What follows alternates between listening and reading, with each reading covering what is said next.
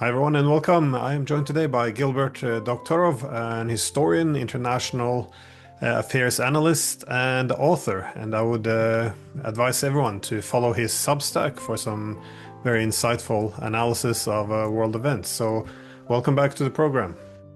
Well, very good to be with you. I wanted to start off first with the topic of Germany, as this has been a key whole event, and also it could be a very dangerous new step in this escalation of the proxy war.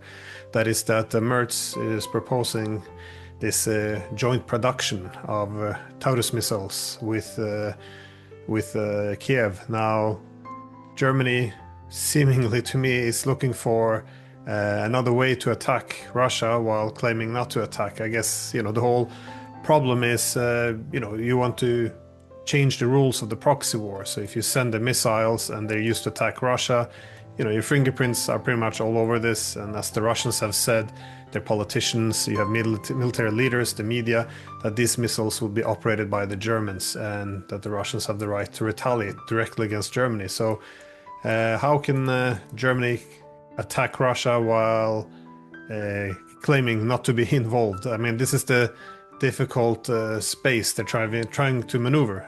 I guess what are the rules of the proxy war? And so the next step now appears to be this joint production, which opens up a lot of questions. So how are you reading this situation? After I published this morning my Hatsi and other Nazi essay, by the way, I take no credit for that terminology. It takes us back to the early 1940s and Charlie Chaplin and some other humorous viewings of what was going on in Germany, which was, in fact, not very funny. In any case, Chancellor Merz is taking a gamble, but he's always been something of a risk taker.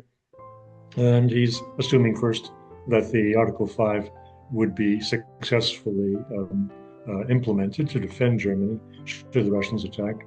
I think he's also assuming that the Russians are good to their word, and any attack they make on Germany will be directed against a military installation, probably, if it makes any sense, against the factory in, I believe it's in Bavaria, that was producing up to this year the Taurus missile, and that it would not be have a deep political attack on Berlin or on his government or on him personally. That's a fairly safe assumption. It would possibly serve his purposes of driving up the German budget and the EU budget for military industry if the Russians in fact attacked Germany. So it's difficult to read exactly what his calculus is. I'm trying to suggest there may be something rational behind what looks like a totally irrational position by Merz in Germany. Well, what about the Russian position? Do you think, again, they want to come? This is a very stern warning coming from them. I mean, you hear the same from Lavrov saying that this is a direct attack by Germany, and they're also drawing some historical parallels, saying that the Germans are going the same path as they did more than once in the previous century. And again, often we dismiss these things, I think, too easily. That is, we say, oh, we have the right to help Ukraine defend itself. But, you can argue that Russia has the right to help, Yemen defend itself or any other country that NATO countries have attacked. But if you have Russian long-range missiles operated by Russian soldiers, guided by their satellites, striking in the heart of London, or, we would not dismiss this as, oh, well, they have the right to assist a country with help. I mean, to self-defense. It is, I think, this dismissiveness and the people are very cautious to speak against, I think, what their governments are doing, because, well, anything you say now can be construed as helping, as taking Russia's side. So no one's really allowed to say the obvious, but this is a direct attack. So how do you think the Russians will react? Is this mere bluff, or do you think that they would actually launch an attack, destroy these facilities? Because I mean, the threat from NATO is, like all threats, is capabilities and intentions. And irrespective of any intentions from the NATO countries, if they don't have the capabilities, yeah, why wouldn't you go through with this? Well, let's take a step back and see how the Germans got themselves into this situation, because it didn't just happen with the personality of Mr. Merz, though that's a big contributing factor. We have to go back maybe 10 years or more, when the Alternative for Deutschland started this law, which sounds a bit peculiar, given that the AFD is now one of the strongest resistors to what Merz wants to do. But they started this in the sense that they made the claims of Ami go home, Americans go home, and that which had been a left-wing call previously, and they were saying that Germans of today, this generation, bears no guilt for the sins of their grandfathers, which is a reasonable thing to say, except if you happen to be German, and except if you happen to have Russia as a neighbor, which doesn't forgive, but certainly does not forget what happened. 26 million citizens died in the war that was led by Germany. So the AFD, I think, unleashed this new German thinking that we are guiltless, that we are Europeans with European values, and allowed Germans, particularly the Greens, to step up on soapboxes and to start lecturing the Russians for violating human rights and violating the universally accepted principles of how states behave within Europe. So the AfD unleashed this, but then it was picked up by all German parties, and it has gone a lot farther, as we see today. It was adopted by genuine revanchist tendencies that are in the center and center right, of which Mr. Merz is the outstanding case. So that's how we got to where we are. What does Mr. Merz expect? What could he expect? Well, he could have his doubts. Will the Russians really do this? After all, what we Germans are about to do is no more a violation of Russia's red lines than what the Americans, the British, and the French have been doing without any consequences. But I would just add, from the Russian perspective, the other three countries were once allies, and they hesitate to identify them as Russia's main enemies. Whereas Germany was not an ally; it was precisely the force conducting these devastating attack on Russia from 1941, and they have free hands to take their revenge on what they see as neo-Nazi-led country. Now, just going back to Mr. Lavrov, and you're paraphrasing him a moment ago, this is so it's like an inch away from saying that Merz is a Nazi. They said, like Hitler, Merz is, well, okay, that's just a hairbreadth away from saying that Merz is Hitler today. Well, the idea though that the others are doing it, so we can do it as well. This is a dangerous way of looking at it, because Germany is not the same. That is, for one, the Russians have been seeing this dilemma for a long time. That is, do we strike back, and then risk a wider war, or do we not strike back but then embolden our opponents to escalate further? And now, so they're under pressure to make a point, because within Moscow there's people as well saying that Putin let this thing go so far because they kept crossing the lines which were set, and there was no real consequence. Now, this is my point. The Germans are not like the Americans and the French or the British. That is, first of all, Germany doesn't have nuclear weapons, so we would have to rely on the Article 5. And second, as you said, Germany has also a very unique history in terms of the death and destruction it has unleashed upon the Russians. So a lot of this seems to be betting on the idea that the Article 5 will stand. That is, Article 5 doesn't actually obligate the rest of the military alliance to attack, to come to their aid. I forgot the actual text, but it's more or less, they can take any measures they see fit, including the use of military force. But this idea that it triggers forced military response, it's not necessarily the case. And even if that's what the text said, I can imagine countries like the United States would, think twice, honoring an agreement if this entails, their nuclear annihilation. So, are they betting now completely on this Article 5 of the NATO treaty? Well, if Merz is doing that, he's making a terrible mistake.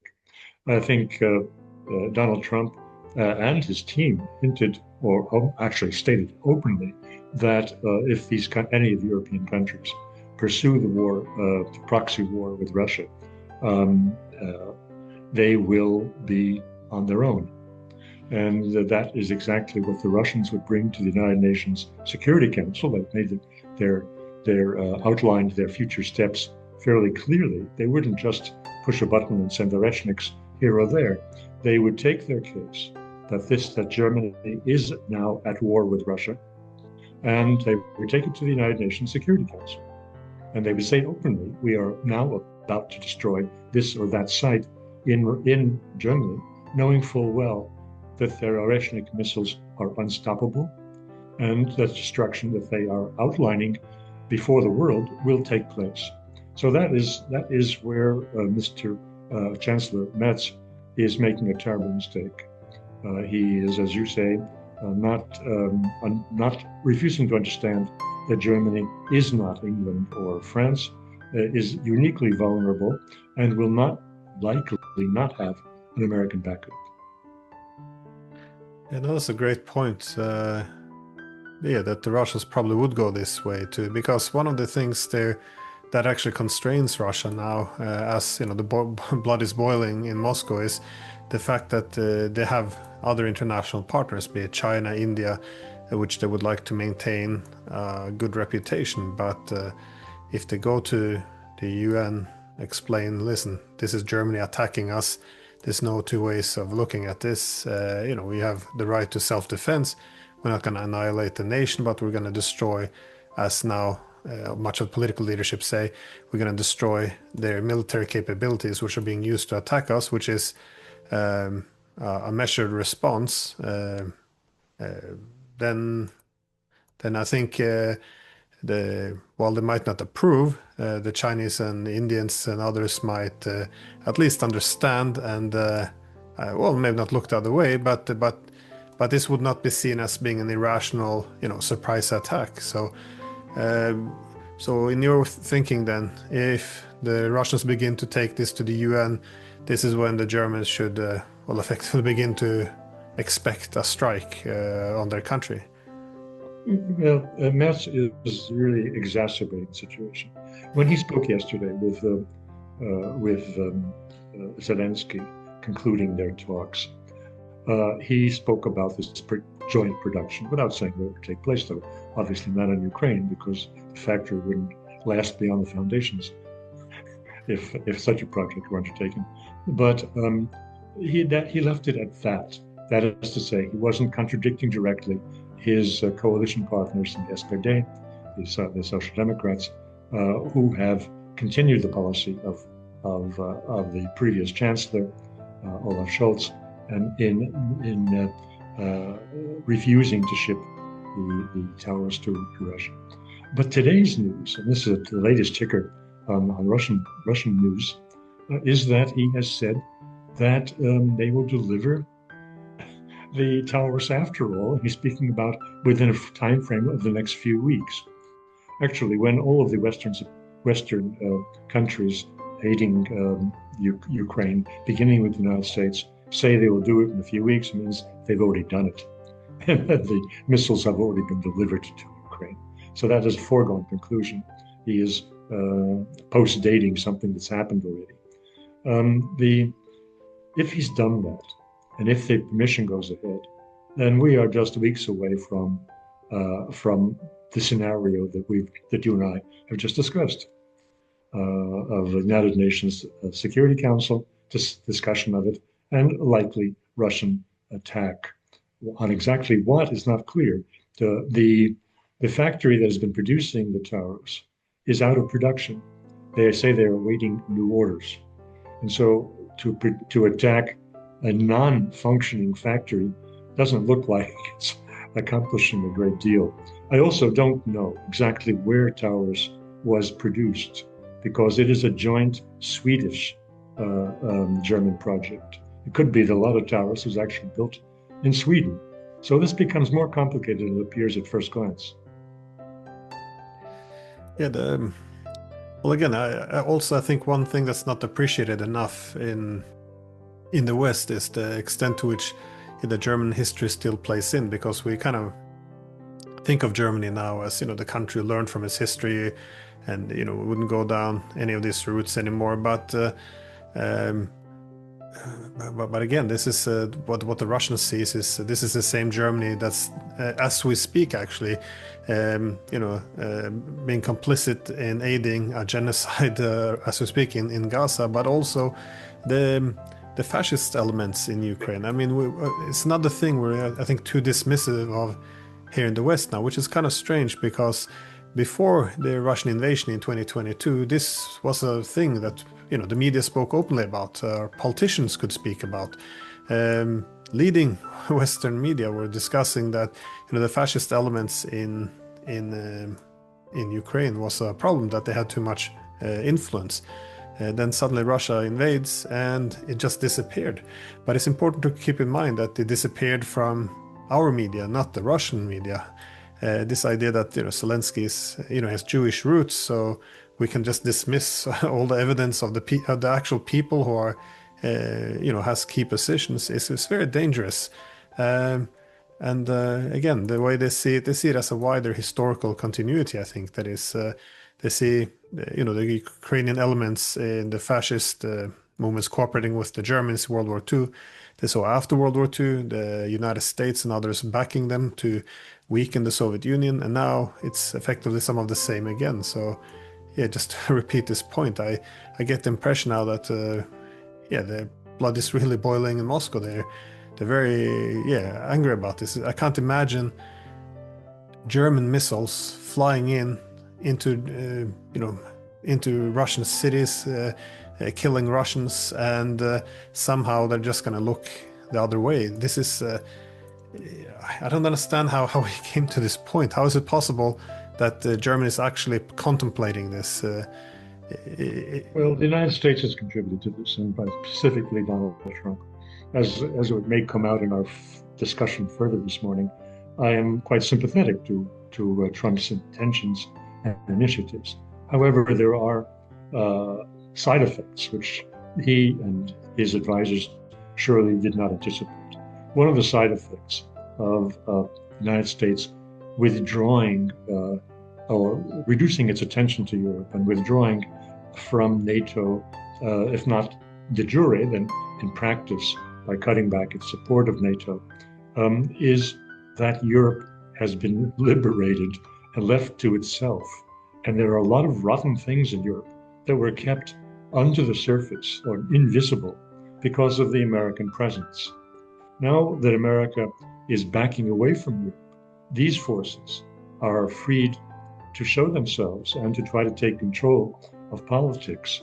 And Europe really is becoming a war project, not a peace project. So far, the animus and the hostility of feeling is directed against Russia. But I think the way Europe is headed right now, with all of the revanchist forces that we see in Germany, they have counterparts elsewhere on the continent, and we may see a lot of conflict within Europe that was kept at bay, that was kept under the surface by the American domination of Europe.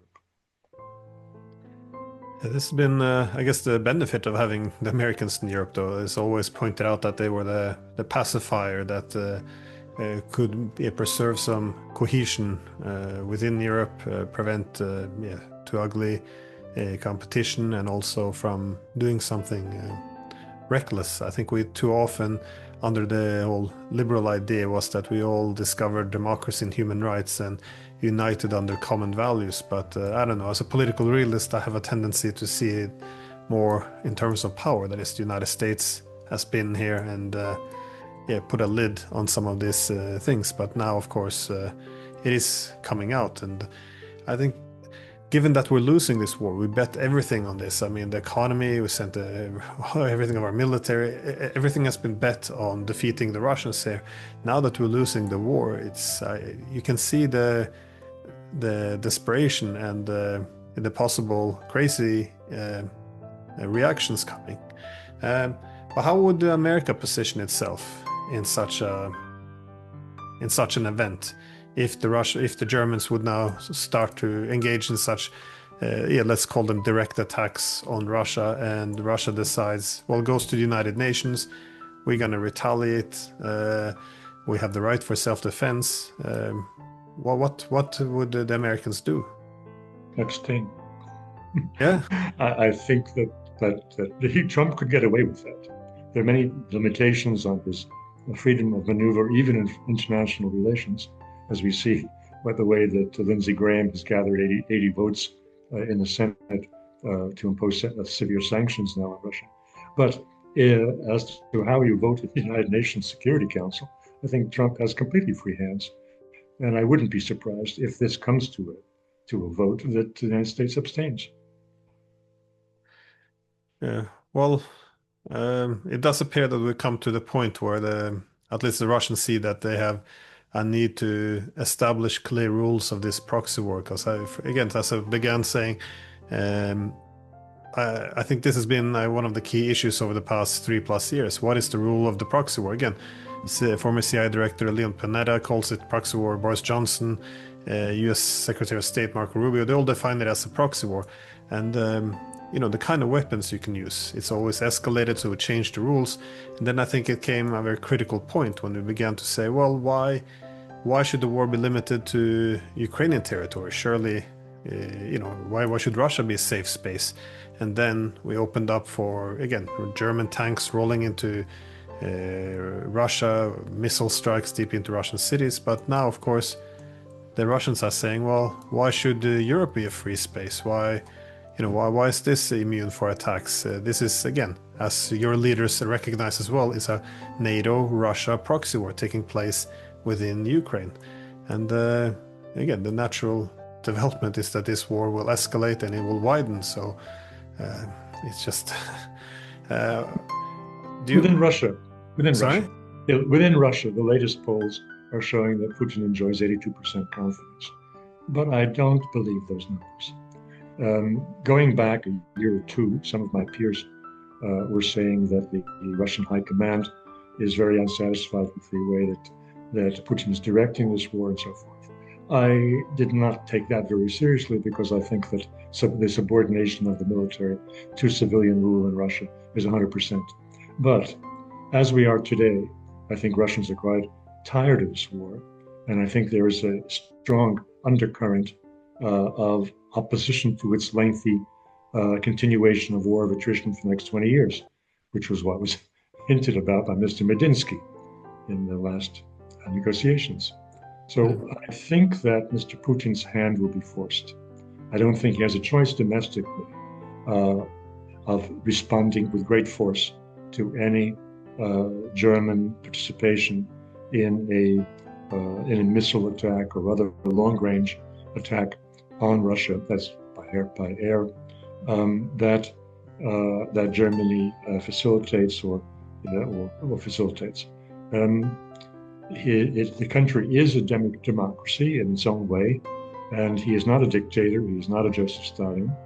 When it was several days ago, rather shocking bit of AI reproduced Joseph Stalin on Solovyov's program, in which Stalin was saying how the Russian people were so important in World War II, the Russians, out of the whole Soviet group of nationalities, because the Russian people did not say our leadership. This is after 1941-42, when they when the Russian forces were rolled back to Moscow, they didn't say our leadership is not good, we should change it. Well, this was, of course, quite a mockery. The notion that the Russian civilian population could get rid of Stalin by saying that he was not an effective war leader strains our imagination. But today it is feasible. Putin is not Stalin, and yes, he could be swept from power. I believe it, if he would not respond appropriately to a German attack. Well, this is this pressure which is mounting on Putin to take a tougher line. You do see that the Russians are getting much tougher on the battlefield as well, and recently Trump had a statement that Putin is crazy, which is a very strange way to talk to another world leader, especially one when you're in the negotiations. But again, from my perspective, I saw it as also strange because, as you were saying, he's under great pressure, exactly not to be so soft, to be more aggressive, to respond to these escalations. But somehow, this was Putin being crazy, which begs the question whether or not you think Trump is well informed, because President Putin himself came out and said that he didn't think that Trump was informed. Why would the Russians go out with such a statement against Trump? The Russians, as Peskov made a statement like that, I think were a very well calculated statement.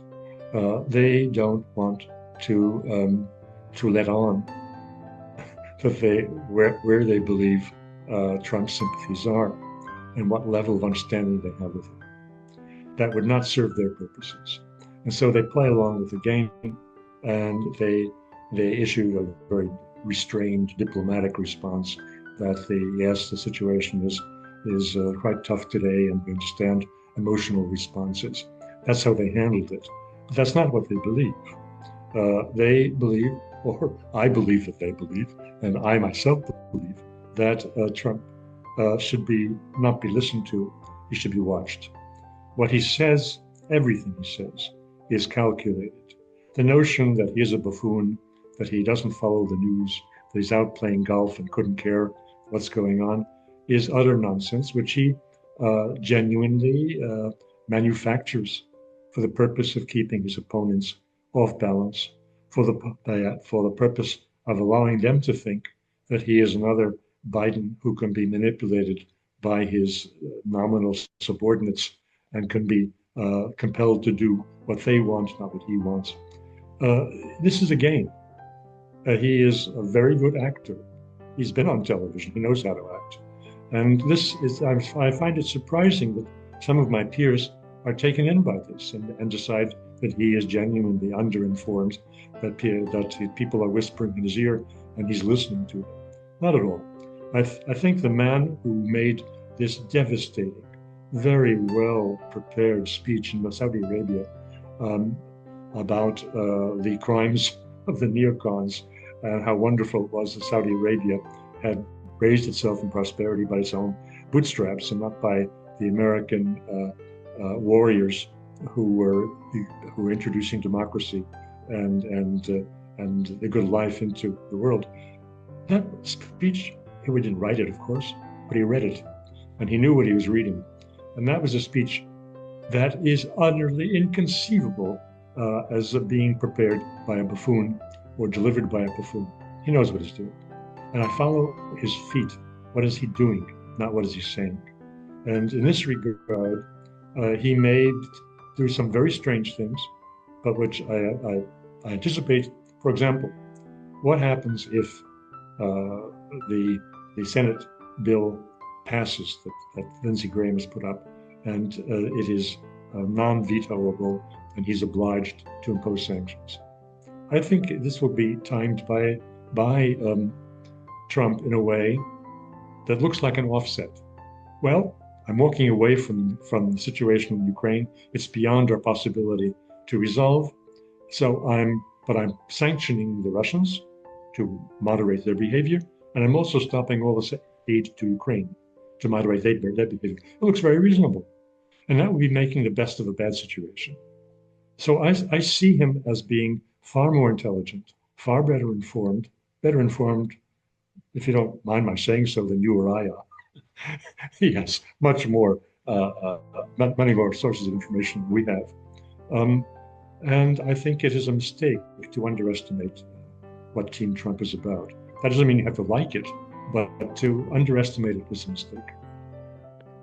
You know, that is an interesting question of whether or not he's yeah, a bit of a buffoon, as they say, just listen to the last person stop, talk to him, or he's easy to influence, or if this is, yeah, as you said, a game, because it is interesting how if he's all incompetent, how we ended up in this situation where it looks as if he's trying to make a competition. Who can compete for his affection the most, Zelensky or Putin, and this is kind of how you're gonna obtain your power.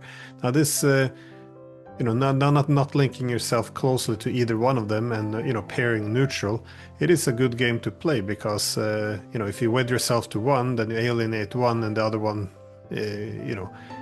has nothing to fight for. But I'm not sure if the Russians want to play this game though, because it looks now that the Americans have set up a situation where they can continue the proxy war against Russia, while at the same time demanding essentially that Russia does not respond, because then they're crazy, they're aggressive, and you will lose the affection of Trump. I'm not sure if they want to play this game. And in terms of the communication, do you think this on the Russian side is a deliberate role of former President Medvedev, that Putin tries to be more measured in his speech, but then the good cop, and then he unleashes his pit bull, which is Medvedev, who comes out effectively warning World War III. Is this how they're playing their information? Because I can't imagine this is just this always seems to be the case that yeah, Putin comes with the soft option, and here's Mr. Medvedev, who is our alternative. Yes, they both sides are play acting, and that's not surprising. Better than they play act, and they go directly to one another's throats. Um, the, uh, the position of Russia is to follow its own North Star. Look, in the last week we heard recommendations from the states that the Russians get rid of Medinsky, that they appoint a new team, that they hand over their memorandum in advance. What are they doing? The Americans will know about the Russian memorandum on the 2nd of June when it's delivered to the Ukrainians. No advance warning, no advance information. The discussion that some people, including Americans, put up that the negotiations be moved to Geneva. It's not going to be moved to Geneva. The Russians and the Turks agreed it's going to be Istanbul, and it will be in Istanbul if it takes place at all on the 2nd of June. Mr. Medinsky will have the delegation. In short, the Russians are listening to Mr. Trump. They're not insulting him, but they're doing what they damn well please, according to what they think best defends their national interests. And that's how it's going to continue. Mr. Trump can pretend that he's influencing or directing things, but he's not. On the negotiations, though, why is there no actual NATO-Russia negotiations? Because I was making the point long before the Russians invaded that the conflict was being artificially constructed as a Ukraine-Russia conflict, but because NATO said, we're going to expand, we have an open door policy, the decision has been made. In other words, this whole great power responsibility between the Americans and Russians to come together and find a European security architecture that isn't too zero-sum in nature, that this was effectively, they closed the door on this, saying, no, we're going to expand. If you want to prevent this, then you have an issue with Ukraine effectively. And we're still continuing down this path. That is the idea that Ukraine has to give up on its NATO ambitions. I don't think Russia would be even content with this because Ukraine can change its mind next week. It it had this in its constitution. It wasn't supposed to join any military blocs. So, but why is there no talks between? Why are there no talks between NATO and Russia? Surely, you know, these are the main two actors in the European security architecture, which should sit down and again return to the whole Helsinki Accords format. Like, how do we create a Europe based on indivisible security without dividing lines? Something that is a positive sum game. Let's go back to December 2021 and to the spokesman for the Russian Ministry of Defense, Deputy Minister Gabkov. And there I find the answer to your question. There's step one, the step two. Yes, the whole crisis in Ukraine was over the architecture of European security. And logically, as you say, the negotiation should be with NATO. However, what did Ryabkov say? He said, we go back to the status quo ante before the expansion of NATO, 1997, 1999. We go back to that period. That's what we want to reinstate. And if you don't agree to it, we will push you back. Pushing NATO out of Ukraine is the most important demonstration of Russia's ability to physically push back NATO. If it means marching on Paris, they will march on Paris. And I think everyone understands that. If they destroy the Ukrainian army, they are in effect destroying NATO's capabilities. And I don't think that even the thickheads here in Brussels will miss that point. So step one is capitulation in Ukraine. Step two is capitulation in Brussels. So, because, well, that was my last question. That is, there's even in Western media now, they have reports that the Russians are producing a lot of heavy military hardware. However, they're also reporting that very little of this is going actually to the front, that they're already supplied sufficiently, they're already manned. Instead, you're seeing a very powerful army being built up in the rear. And we also know that the Russians have Oreshnik missiles, and they are likely putting this on to mass production to get as many as possible. But we're not seeing any of the Oreshnik missiles being used either. Do you see the Russians preparing for a wider possible war? I'm not suggesting that that this is a desired situation. Indeed, even Western observers are recognizing that Russia has gone to great length to avoid a direct conflict with NATO. But now that we're reaching the final stages, the Ukrainian military is collapsing, the Europeans are getting very desperate, the Germans are now seemingly preparing to engage in direct attacks on Russia, that the Russians are setting themselves up, preparing for a wider war once the Ukrainian army has been broken. We go back to where we were at the start of all of this, when Lavrov said, "Old truth, if you want peace, prepare for war." And that's exactly what they're doing. Well, that's good answer. So, okay, well, Gilbert Doctorow, thank you so much for taking the time on a holiday as well. So I appreciate it. So yeah, have a good day. Thank you. My pleasure.